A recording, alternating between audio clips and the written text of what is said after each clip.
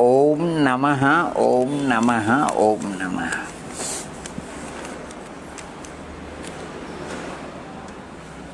आत्मकल्याणार्थी भव्यात्माओं के लिए चारों अनुयोग उपयोगी है।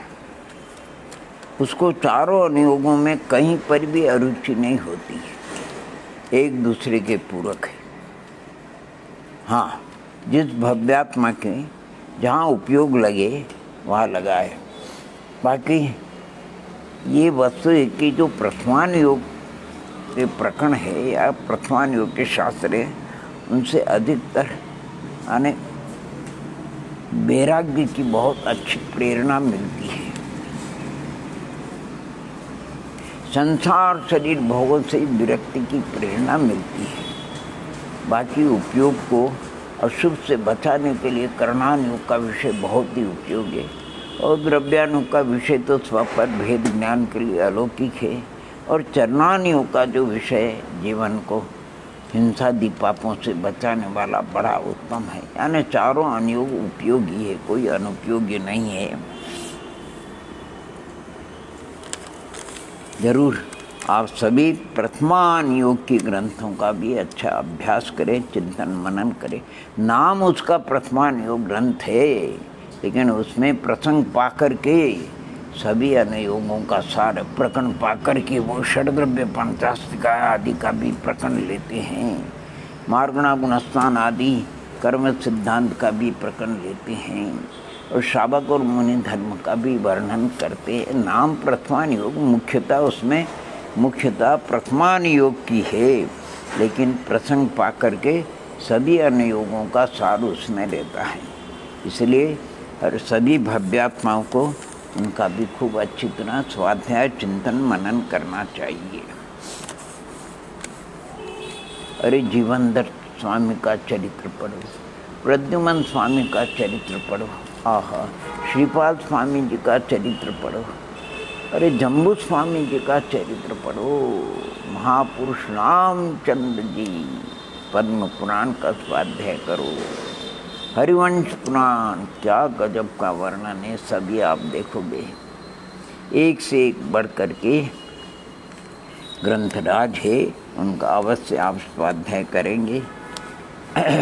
कुछ भव्यात्माओं की भावना है कि निमित्त उपादान का उदाहरण दे करके स्पष्ट करो। बात ये, कार्य जो निष्पन्न होता है, कार्य जो निष्पन्न होता है उसके लिए कारण सामग्री होती। भाई साहब, सामग्री दो प्रकार की होती, उपादान और निमित्त रूप। जो उपादान सामग्री होती है वो कार्य रूप परिणमन करती है, और निमित्त सामग्री कार्य रूप तो परिणमन नहीं करती, लेकिन कार्य की उत्पत्ति में सहायक होती है। और एक प्रतिबंधक होता है, उसका अभाव होना भी जरूरी है, तब जाकर के कार्य निष्पन्न होता है। आप पूछो उदाहरण के लिए, आप उदाहरण में सम्यक दर्शन को दीजिए। सम्यक दर्शन की प्राप्ति के लिए, सम्यक दर्शन के आविर्भाव के लिए उपादान तो आत्मा है। आत्मा में भी सम्यक्त्व गुण है, और वो भी संज्ञी पंचेंद्रिय पर्याप्त वगैरह का होना जरूरी है। जो कुछ बताई भवलब्धि, काव्यलब्धि और कर्मलब्धि आदि का जो वर्णन है।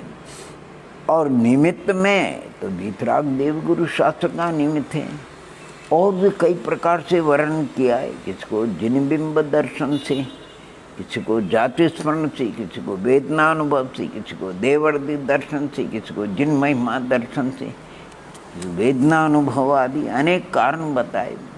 और आत्मानुशासन में तो जो 10 प्रकार सम्यक्त्व का वर्णन किया, उसमें उपदेश सम्यक्त्व भी बताया, सूत्र सम्यक्त्व भी बताया, मार्ग सम्यक्त्व भी बताया, उसमें बीज सम्यक्त्व भी बताया, संक्षिप्त भी बताया, विस्तार भी बताया, अर्थ सम्यक्त्व का भी वर्णन किया। किसी की जरूरत नहीं, दाल और छिलका भिन्न है, शरीर और आत्मा भिन्न है। ओहो क्या सुंदर वर्णन, ऐसे कई प्रकार से वर्णन किया है।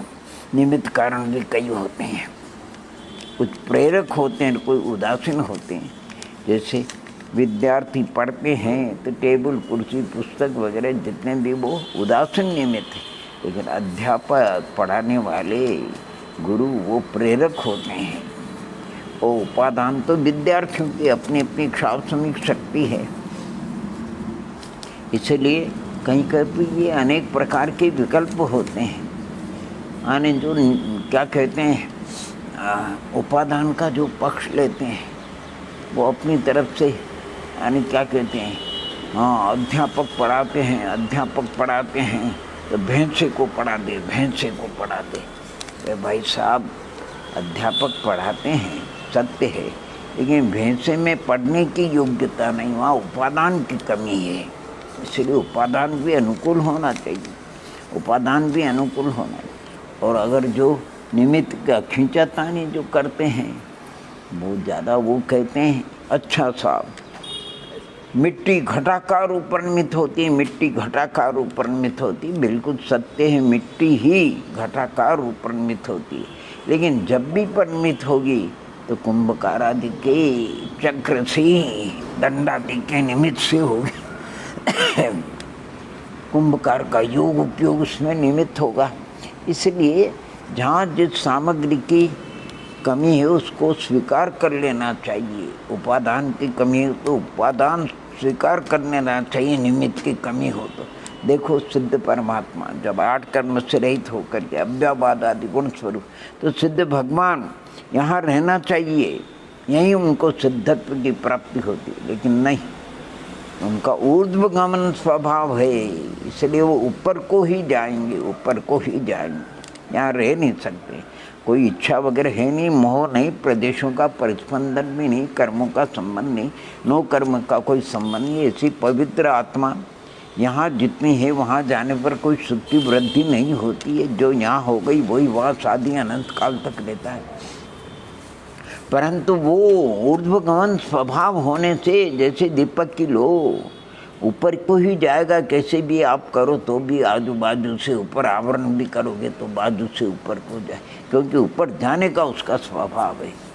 लेकिन देखो निमित्त का भी वर्णन किया है। आगे क्यों नहीं जाते हैं तो कहते हैं धर्मास्तिकाया भावा, धर्मास्तिकाय का अभाव है। ट्रेन कहाँ तक जाएगी, जहाँ तक पटरी है वहीं तक तो जाएगी, आगे कैसे जाएगी।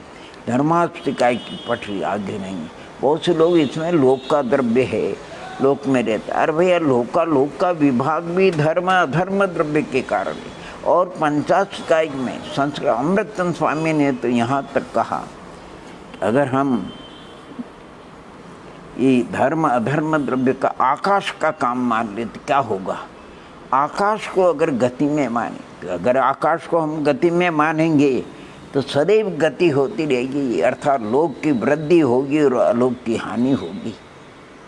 इसलिए आकाश को गति में हेतु नहीं माना गया है। धर्मास्तिकाय ही गति में स्थिति में अधर्मास्तिकाय है। इसलिए निमित्त उपादान का सब जगह है भैया जी। निमित्त उपादान यानी इतना जरूर कि जो सामग्री कार्य रूप प्रणमन करे वो उसको उपादान समझना। लोई रोटी ही माने रोटी रूप प्रणमन करती है, कोई बाई वगैरह उपकरण रोटी रूप प्रणमन नहीं होता है। घटाकार रूप मिट्टी का ही प्रणमन होता है, कुंभकार आदि का प्रणमन नहीं होता। ज्ञान के विकास रूप उस विद्यार्थी भव्यात्मा का ही होता है, अन्य कोई टेबल कुर्सी पुस्तक का नहीं होता है। उपादान को उपादान रूप से और निमित्त को निमित्त रूप से दोनों ही अपने वीतराग मार्ग में देखो। देव सच्चे देव शास्त्र गुरु उपादान थोड़ी निमित्त है। और निमित्त में भी अंतरंग निमित्त नहीं है, बहिरंग निमित्त है। अंतरंग निमित्त में तो परिणामों की विशुद्धि के बल से जो दर्शन मोहादि का उपशमादि होता है वो अंतरंग निमित्त है। उपादान स्वयं जैसे अभव्य में उपादान की योग्यता नहीं है, शक्ति होते हुए भी शक्ति की व्यक्ति की योग्यता उसमें नहीं है। अगर शक्ति नहीं तो आवरण तो है उसके ऊपर, लेकिन शक्ति की व्यक्ति की योग्यता भव्य, और शक्ति की व्यक्ति की योग्यता होते हुए भी सभी भव्य, अनंतानंत भव्य, दुरांदुर्भव्य, अभी तक वो साधारण निगोद की पर्याय से किसी अन्य पर्याय को प्राप्त नहीं हुए। अरे वो पृथ्वी का आदि में भी नहीं आए। तो वहाँ ऐसे देखा जाए तो उपादान उपादान भी है और निमित्त निमित्त है। दोनों तरफ कहीं पर भी अपने को खींचातानी नहीं करना चाहिए, यानी न्यूनच नहीं करना चाहिए। उसमें जितना है उसमें उसकी अधिकता भी नहीं करना, हीनता भी नहीं करना, विपर्य भी नहीं करना, जैसा है वैसा। यानी कई आप उदाहरण ले सकते हैं निमित्त उपादान के। इस प्रकार संक्षेप में, बाकी बहुत कुछ है। ओम नमः, ओम नमः, ओम नमः।